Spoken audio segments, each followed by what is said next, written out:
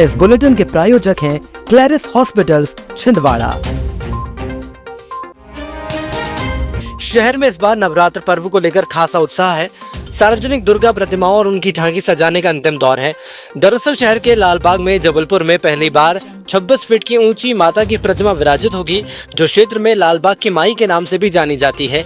इसी को लेकर समिति ने महत्वपूर्ण बैठक लेते हुए कार्यकारिणी का विस्तार करते हुए मनजीत सिंह बेदी को अध्यक्ष नियुक्त किया है, तो प्रदीप चौधरी उपाध्यक्ष, कमलेश पवार सचिव, मीडिया प्रभारी आशीष मालवी समेत अन्य सेवादारों को भी नियुक्त किए गए हैं। समिति के अध्यक्ष मनजीत सिंह बेदी ने बताया कि प्रतिवर्ष अनुसार इस वर्ष भी नवरात्र पर्व में लालबाग की माई 26 फीट की विराजमान होगी। 9 दिनों तक माता के 9 स्वरूपों की झांकी में दर्शन होंगे। समिति के सदस्यों ने सभी धर्म प्रेमियों को कार्यक्रम में सफल बनाने की अपील की है। जिले में सड़क हादसों में हो रहे मौत का आंकड़ा लगातार बढ़ता जा रहा है।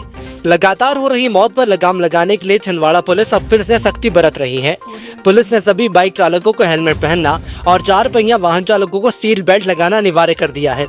नियमों का पालन नहीं करने पर उनके खिलाफ कड़ी कार्रवाई की जाएगी।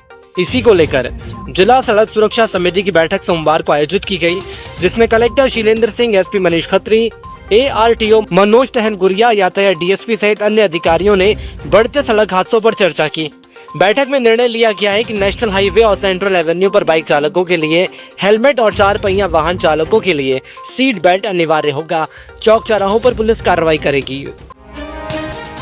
कलेक्टर शीलेंद्र सिंह ने सोमवार को सभा कक्ष में समय सीमा प्रकरणों की समीक्षा बैठक ली। इस बैठक में विभिन्न विभागों से जुड़े लंबित प्रकरणों की गहन समीक्षा की गई। उन्होंने विभागवार विस्तृत समीक्षा करते हुए समय सीमा में लंबित मामलों पर तुरंत कार्यवाही करने के निर्देश दिए।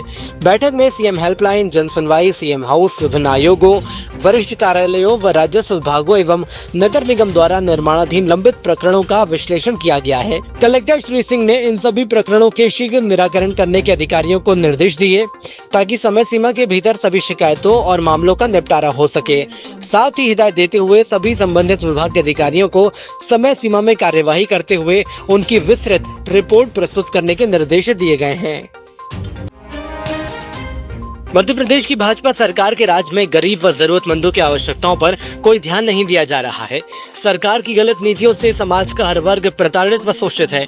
भूमाफियाओं के निशाने पर आदिवासी वर्ग व हर्रई क्षेत्र की शासकीय भूमि है, जिस पर बंदरबाट मची हुई है। ऐसे ही ज्वलंत व आम लोगों से जुड़े हुए मुद्दों को लेकर कांग्रेस कमेटी 1 अक्टूबर को हर्रई ब्लॉक कांग्रेस में उग्र धरना प्रदर्शन व ज्ञापन रैली का आयोजन किया जाएगा। उक्त कार्यक्रम में जिला कांग्रेस कमेटी के पदाधिकारी व कार्यकर्ता गण भी सम्मिलित होंगे। बता दें कि जिले में भूमाफियाओं द्वारा भोले भाले आदिवासियों की जमीन पर अवैध रूप से कब्जा करने का खेल इन दोनों जोरों पर जारी है। छिंदवाड़ा यातायात थाने में सोमवार सुबह ट्रैफिक पुलिस द्वारा छोटे छोटे स्कूली बच्चों को सड़क सुरक्षा व बस यात्रा के दौरान बरतने वाली सावधानियों के प्रति जागरूक किया गया। इस अभियान का मुख्य उद्देश्य बच्चों को सुरक्षित यात्रा के नियम समझाना और उन्हें दुर्घटनाओं से बचाव के उपाय सिखाना था। साथ ही बच्चों को स्कूल बस में चढ़ते और उतरते समय किन किन बातों के ध्यान रखना चाहिए। ट्रैफिक पुलिस अधिकारियों ने बच्चों को बस में सीट बेल्ट का उपयोग, निर्धारित स्थानों पर बैठने और चलती बस में खिड़की से बाहर नहीं झांकने जैसे महत्वपूर्ण नियमों के बारे में जानकारी दी। साथ ही उन्हें सड़क पर सुरक्षित पैदल तरीके से चलने और ट्रैफिक सिग्नल के महत्व को भी समझाया। इसका उद्देश्य भविष्य में दुर्घटनाओं की संख्या को कम किया जा सके। बच्चों और स्कूल प्रशासन ने इस पहल की सराहना की है। सांसद बंटी विवेक साहू ने कहा कि लघु उद्योग भारतीय राष्ट्रवादी संगठन है और आज पूरे देश में बड़ी संख्या में लघु उद्योग भारती के सदस्य जुड़ रहे हैं। जहां हम भी जाते हैं, बातचीत होती है तो संगठन का नाम आता है। CII में सांसदों की प्रेस कॉन्फ्रेंस में लघु उद्योग भारती की बातें हुई। सांसद ने कहा कि आज जो भी देश में माहौल है वह हर किसी के मन में राष्ट्र प्रथम है और लघु उद्योग भारतीय संगठन भी राष्ट्र को लेकर चल रहा है। उन्होंने कहा कि लघु उद्योग भारतीय संगठन के विचारों को लेकर सरकार काम कर रही है। पिछले 10 वर्षों में आर्थिक परिवर्तन आया है। पहले हम दुनिया में 14 नंबर पर थे और आज टॉप 5 में आ गए हैं। लघु उद्योग भारती के विचारों में हम आने वाले समय में टॉप 3 में आएंगे। लघु उद्योग भारती जैसा नाम में ही हमारी भारत माता भारती का नाम है, तो यह संगठन हमारा राष्ट्रवादी संगठन जिस तरीके से उद्योगों को हम लोग कैसे आगे बढ़ा सकते हैं।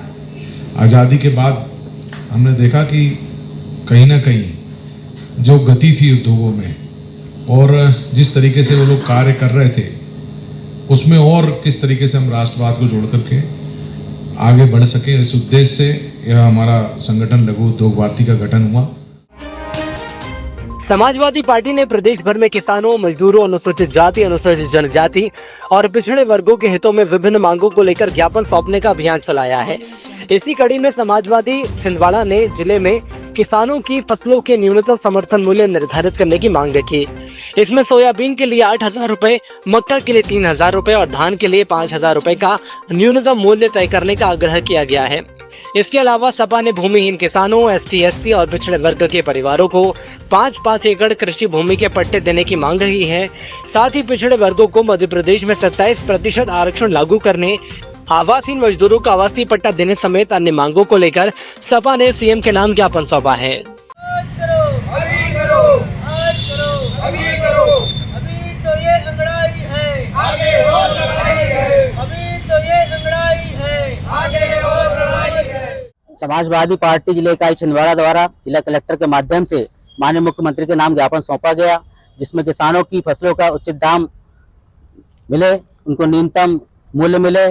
हमने सोयाबीन का 8,000, धान का 5,000 और मक्के का 3,000 के साथ अन्य जो 28 फसलें इस सीजन की होती किसानों के, उनके न्यूनतम मूल्य निर्धारित करने की मांग की है। हमने पिछड़ा वर्ग, अनुसूचित जाति, जनजाति के लिए जो भूमिहीन किसान है उन्हें 5-5 एकड़ की मांग की है। सौंसर विधानसभा क्षेत्र के ग्राम रामपेट में सोमवार को स्वास्थ्य शिविर का आयोजन किया गया। शिविर में सांसद विवेक बंटी साहू ने शिविर का जायजा लिया, वहीं इलाज कराने आए मरीजों से और शिविर में उपस्थित डॉक्टर एवं नर्सिंग स्टाफ से चर्चा की। इस स्वास्थ्य शिविर में 477 मरीजों का पंजीयन हुआ, जिसमें 466 मरीज का उपचार कर निःशुल्क दवा वितरित की गई। शिविर में अन्य इलाज के लिए 11 मरीजों को रेफर किया गया। सांसद ने अपने संबोधन में कहा कि देश के दीन दुखियों के कल्याण का काम करने वाले ऐसे हमारे देश के PM नरेंद्र मोदी के जन्म दिवस से स्वास्थ्य शिविर का आयोजन किया जा रहा है।